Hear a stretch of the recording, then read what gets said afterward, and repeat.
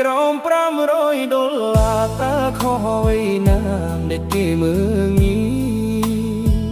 អ្នកមានប្រាក់លៀងសាច់ចំអកឡាយស្ដីទៀតជូចត់ឲ្យយើងឈឺសារាល់ថ្ងៃខំប្រឹងធ្វើការមិនថយមិនដែលកន់តែហត់នឿយយ៉ាងណាញើសហូរស្រកដាវដើម្បីគ្រួសារតែត្រូវគេថាជាមនុស្សអន់ថយ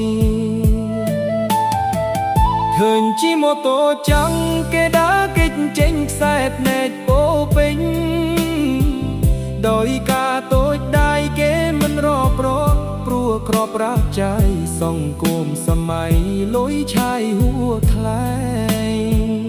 លុយតិចមែនពិត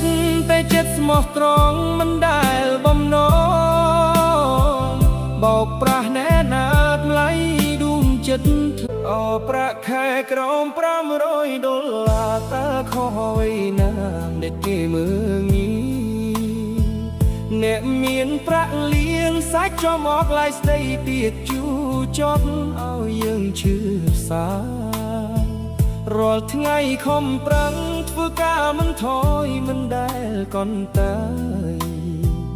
ហត់នឿយយ៉ាងណាញើសហូរស្រកដាវដើម្បីគ្រួសារតែត្រូវគេថាជាមនុស្សអន់ថយ